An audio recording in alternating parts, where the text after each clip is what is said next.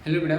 आज की वीडियो में मैं आपको बताने वाला हूँ राजकीय आश्रमपति विद्यालय में 2024 में प्रवेश परीक्षा जो क्लास 7th की हुई थी उसमें जो क्वेश्चन पेपर आया था उसका सॉल्यूशन।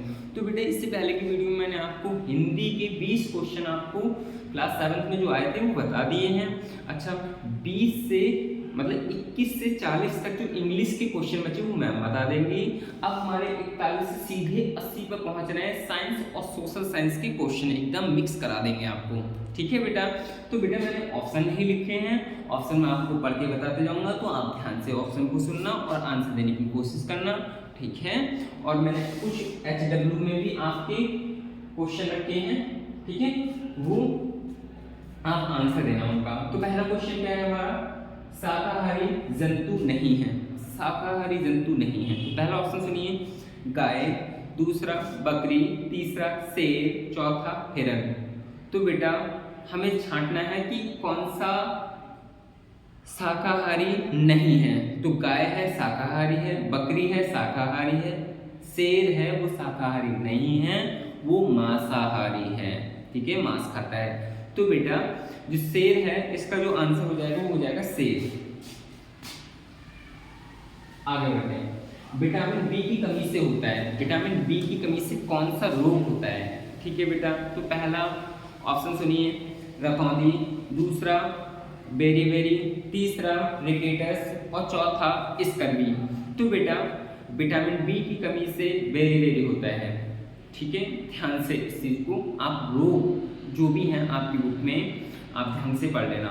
ठीक है, अगला क्वेश्चन है और वो आपके लिए आपको आंसर करना है। Question number 43। इसका आंसर अगर आपको रुई लगे, जूट लगे, रेशम लगे, जो भी लगे आंसर वो आपको करना है। क्वेश्चन कह रहा है प्राकृतिक तंतु है, तो रुई, जूट, रेशम या ये सभी, ये डी ऑप्शन में है, ये सभी। ठीक है, तो आपको आंसर करना है। अगला क्वेश्चन है पारभासी पदार्थ है, पारभासी पदार्थ है। तो पहला ऑप्शन क्या है, कांच, दूसरा है जल, तीसरा है तेल लगा कागज और चौथा है वायु। तो बेटा 1 मिनट में मैं आपको एक्सप्लेन करने की कोशिश करता हूँ ये पदार्थ क्या होते हैं, समझो। प्रकाश पा जाने के आधार पर हमने पदार्थ को 3 रूपों में बांट लिया। क्या कहा मैंने, प्रकाश अगर पा चला जाए, यदि प्रकाश किसी पदार्थ के पार कंप्लीटली चला जाए, पूरा की पूरा प्रकाश पार चला जाए, तो उसे पारदर्शी पदार्थ कहते हैं।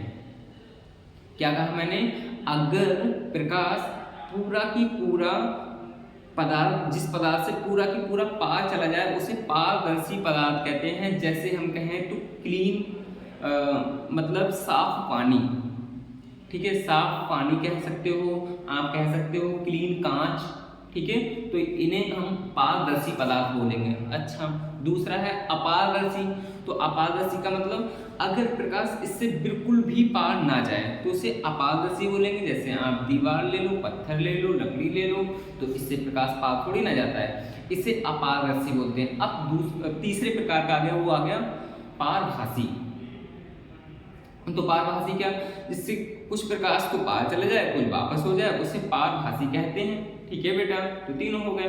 तो पहला ऑप्शन सुनिए फिर इसका, कांच, दूसरा जल, तीसरा तेल लगा कागज और चौथा वायु। तो इसका आंसर आपको करना है।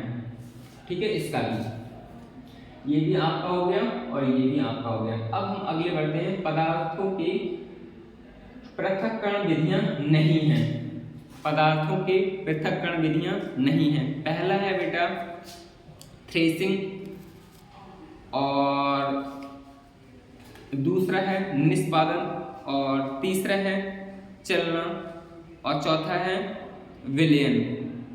ठीक है बेटा, तो इसका जो आंसर मुझे लग रहा है वो विलयन है, मतलब चौथा। ठीक है, अगर आपको कोई लगता हो तो आप अपना आंसर लिख देना, मैं ऑप्शन फिर बता देता हूँ। पहला है थ्रेसिंग, दूसरा है निष्पादन और तीसरा है चलना, चौथा है विलयन। क्वेश्चन यही लिख रखा है। ठीक है बेटा, तो मेरे हिसाब से कौन सा है, विलयन। आगे बढ़ते हैं। 46 वाला क्वेश्चन कह रहा है निम्नलिखित में से कौन सा रासायनिक परिवर्तन नहीं है। मतलब बाकी सभी होंगे रासायनिक परिवर्तन, एक ऐसा होगा जो नहीं होगा। तो पहले हम लोग क्वेश्चन पर पढ़ते हैं। पहला क्वेश्चन क्या है, आम का पकना रासायनिक परिवर्तन हुआ, पहला ऑप्शन।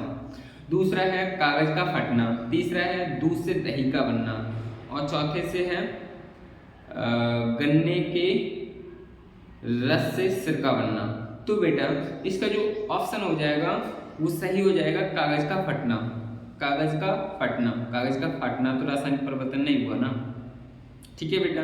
तो इसका जो आंसर हो जाएगा वो कागज का फटना सही हो जाएगा। अगले बढ़ते हैं, जल में विलय पदार्थ है, जल में विलय पदार्थ है। तो बेटा विलय पदार्थ क्या होते हैं? जो जल में घुल जाए उसे विलय पदार्थ कहते हैं। जो जल में घुल जाए वो विलय पदार्थ कहते हैं। जैसे चीनी है आपका, जल में घुल जाएगा, है ना बेटा, तो वो क्या कहलाएगी? आपकी विलय कहलाएगी, ठीक है। आगे तो इसके ऑप्शन सुनिए बेटा। पहला क्या है? चीनी, दूसरा क्या है? नमक, तीसरा ग्लूकोज, और चौथा है उपरोक्त सभी। तो बेटा चीनी भी नमक में घुल जाएगी, सॉरी पानी में घुल जाएगी, नमक भी पानी में घुल जाएगा, और ग्लूकोज भी पानी में घुल जाएगा। इसका और चौथा है डी, मतलब उपरोक्त सभी। तो इसका मतलब ये सभी आंसर विलय पदार्थ के हैं, ठीक है बेटा। अगला क्वेश्चन है हमारा, चुंबकीय पदार्थ नहीं है, चुंबकीय पदार्थ नहीं है। तो पहला ऑप्शन सुनिए बेटा, कांच, दूसरा लोहा, तीसरा निकिल, चौथा कोबाल्ट। तो बेटा लोहा भी चुंबकीय पदार्थ है, निकिल भी चुंबकीय पदार्थ है, कोबाल्ट भी चुंबकीय पदार्थ है, कांच है आपका चुंबकीय पदार्थ नहीं है, ठीक है। आगे समझते हैं 49 वाला क्वेश्चन। कह रहा है निम्नलिखित में से कौन सा एक कोशिकीय जंतु है? एक कोशिकीय जंतु है। तो बेटा पहला ऑप्शन इनका शेर, दूसरा चीता, और तीसरा है युगलीना, और चौथा है भालू। तो बेटा इसका जो आंसर हो जाएगा वो युगलीना हो जाएगा।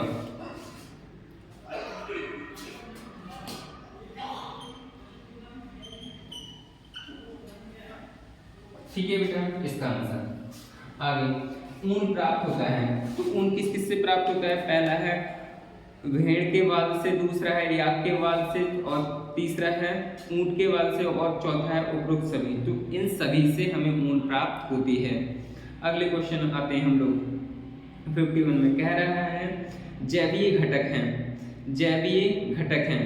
ध्यान से क्वेश्चन आपका है, मतलब आपको आंसर करना है। और क्वेश्चन नंबर है हमारा 51, जीव जंतु। फिर सुन लो, क्वेश्चन है हमारा 51, पूछ रहा है निम्नलिखित में जैवीय घटक है। पहला है जीव जंतु, दूसरा है मिट्टी, तीसरा है हवा, और चौथा है जल। तो बेटा ध्यान से आप लोग को आंसर करना है इसका। अगला हम लोग बढ़ते हैं 52 क्वेश्चन नंबर पर। निम्न में मरुस्थलीय पौधा है, निम्न में मरुस्थलीय पौधा है कौन सा? पहला सुनिए मटर, दूसरा धान, तीसरा नागफनी, चौथा मक्का। तो नागफनी है वो मरुस्थलीय पौधा है, ठीक है बेटा। अगले बढ़ते हैं, वायु में नाइट्रोजन का प्रतिशत होता है, वायु में नाइट्रोजन का प्रतिशत होता है। तो बेटा 78%, पहला ऑप्शन सुनिए 78%, दूसरा 21%, तीसरा 0.7%, और चौथा 0.3%। तो 78% वायु में नाइट्रोजन होती है, ठीक है। 54 क्वेश्चन है, द्रव्यमान का मात्रक होता है। तो पहला ऑप्शन सुनिए मीटर, दूसरा किलोग्राम, तीसरा केल्विन, चौथा कैंडला। तो बेटा मीटर होता है वो लंबाई का मात्रक होता है, ठीक है। केल्विन ताप का मात्रक होता है एसआई में, कैंडला ज्योति तीव्रता का मात्रक होता है, किलोग्राम होता है वो हमारा द्रव्यमान का मात्रक होता है, ठीक है। अगले समझिए, घड़ी के पेंडुलम की गति कैसी होती है? पहला ऑप्शन है इसका सरल रेखीय, दूसरा है दोलनी गति, तीसरा है घूर्णी गति, चौथा है वृत्तीय गति। तो बेटा घड़ी के पेंडुलम की जो गति होती है वो दोलनी गति होती है, ठीक है। अगला क्वेश्चन समझते हैं हम लोग। अगला क्वेश्चन है 56 वाला, ऊर्जा का नवीनीकरण स्रोत है, ऊर्जा का नवीनीकरण स्रोत है। पहला जो ऑप्शन है ऊर्जा सौर ऊर्जा, दूसरा है लकड़ी, तीसरा है डीजल, चौथा है पेट्रोल। तो बेटा इसका आंसर आपको करना है। फिर मैं आपको बताना चाहूँगा, क्वेश्चन है हमारा 56 ऊर्जा का नवीनीकरण स्रोत है। तो पहला ऑप्शन इसका सौर ऊर्जा, दूसरा लकड़ी, तीसरा डीजल, चौथा पेट्रोल। आपको आंसर करना है। अगला 57 वाला क्वेश्चन है, कह रहा है शुद्ध जल का क्वथनांक होता है। पहला ऑप्शन है 100 डिग्री सेंटीग्रेड, दूसरा 200 डिग्री सेंटीग्रेड, तीसरा 110 डिग्री सेंटीग्रेड, चौथा 120 डिग्री सेंटीग्रेड। तो बेटा 100 डिग्री सेंटीग्रेड होता है इसका आंसर। 58 वाला क्वेश्चन कह रहा है इनपुट डिवाइस है। तो पहला है मॉनिटर, दूसरा है प्रिंटर, तीसरा है प्रोजेक्टर और चौथा है कीबोर्ड। तो कीबोर्ड है आपका इनपुट डिवाइस है। अगला बढ़ते हैं, मछली में श्वसन होता है, मतलब मछली सांस किसके द्वारा लेती है। तो पहला इसका जो ऑप्शन है त्वचा द्वारा, दूसरा है गिल्स द्वारा, तीसरा है फेफड़ों द्वारा और चौथा इनमें से कोई नहीं तो फेफड़ों द्वारा। लाल दवा का सूत्र होता है KMnO4, पहला ऑप्शन था। दूसरा है K2Cr2O7 और तीसरा है Na2CO3, चौथा है CaCO3। तो पहला इसका जो आंसर हो जाएगा KMnO4। ठीक है, लाल दवा का सूत्र होता है KMnO4। ठीक है, ये हमारा लाल दवा का सूत्र होता है। आगे बढ़ते हैं, ये हमारे बेटा कितने क्वेश्चन हो गए आपके 60 क्वेश्चन हो गए। अब हम थोड़े से क्वेश्चन और लिख लेते हैं, आपके सोशल साइंस के सभी क्वेश्चन हो जाएंगे फिर।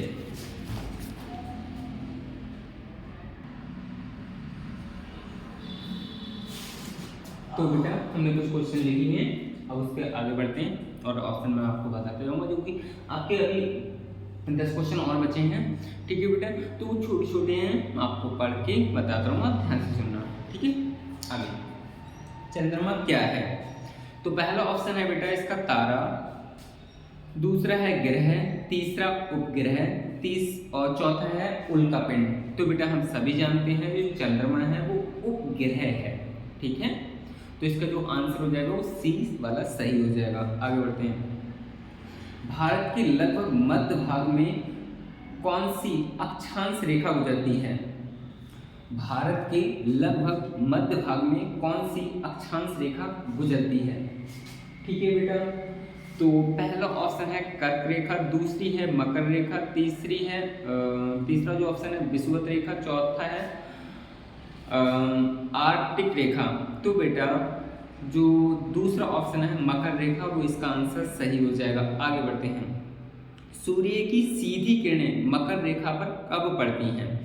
सूर्य की सीधी किरणें मकर रेखा पर कब पड़ती हैं। तो पहला ऑप्शन है 22 दिसंबर, तीसरा है 23 दिसंबर, चौथा है 21 मार्च और तीसरा है 21 मार्च, चौथा है 21 जून। तो बेटा 22 दिसंबर को सूर्य की सीधी रेखा जो किरणें हैं वो मकर रेखा पर पड़ती हैं। कब? 22 दिसंबर को।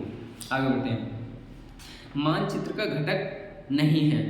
तो पहला ऑप्शन है बेटा दूरी, आप यहाँ देखते रहिए, पहला ऑप्शन है दूरी, दूसरा है प्रतीक, तीसरा है दिशा, चौथा है मापक। तो बेटा दूरी है, प्रतीक है, दूरी है, प्रतीक है, दिशा है, ये तीनों मानचित्र के घटक हैं। मापक है वो मानचित्र का घटक नहीं है। आगे बढ़ते हैं, अंटार्कटिका में भारत का शोध केंद्र नहीं है। ऑप्शन आपको देना है, मतलब मैं ऑप्शन आपको बता देता हूँ और आंसर आपको देना है।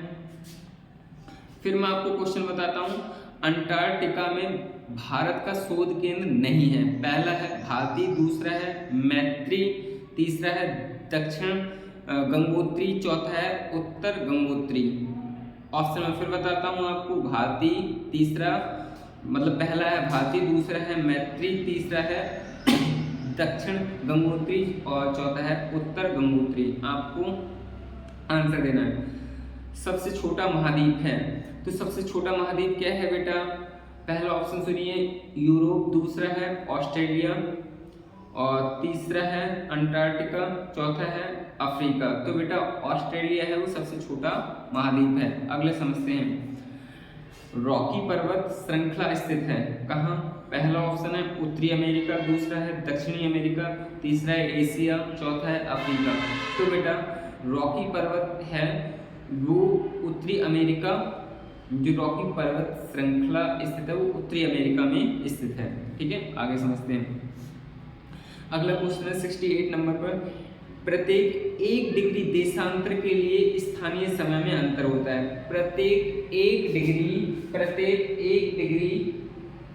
1 डिग्री है, 10 मत समझ जाना, ठीक है बेटा। इस जो 1 के ऊपर ये जो 0 लिखा है ना, इसे डिग्री पढ़ते हैं। तो प्रत्येक 1 डिग्री देशांतर के लिए स्थानीय समय में अंतर होता है। पहला ऑप्शन है 15 मिनट का, दूसरा है 30 मिनट का, तीसरा है 45 मिनट का, चौथा है 4 मिनट का। तो 4 मिनट का आंसर हो जाएगा। आगे समझते हैं। अंडमान एवं निकोबार द्वीप समूह स्थित है। पहला ऑप्शन है बेटा इसका अरब सागर, दूसरा है लाल सागर, तीसरा है भूमध्य सागर और चौथा है बंगाल की खाड़ी। तो इसका जो आंसर हो जाएगा बंगाल की खाड़ी हो जाएगा। आगे समझते हैं। भारत में सबसे अधिक वर्षा वाला क्षेत्र कौन सा है? पहला है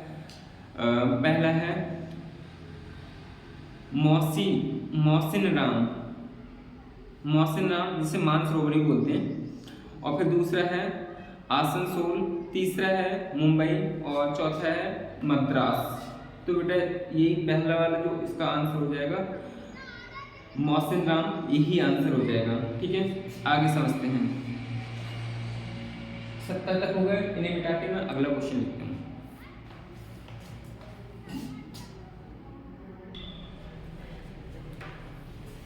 तो हमारे सभी क्वेश्चन लिख चुके हैं। 71, 72, 73, 74, 75, 76, 77, 78, 79, ठीक है। तो अगला क्वेश्चन है 71। राजत रंगिणी के लेखक कौन है? तो इसके ऑप्शन सुनिए। राजत रंगिणी के लेखक पहला है कौटिल्य, दूसरा है मेगास्थनीज, तीसरा है कलहड़, चौथा है वाल्मीकि। तो बेटा कलहड़ जो लेखक है वो इसका आंसर सही हो जाएगा, कलहड़। मैं ऑप्शन लिख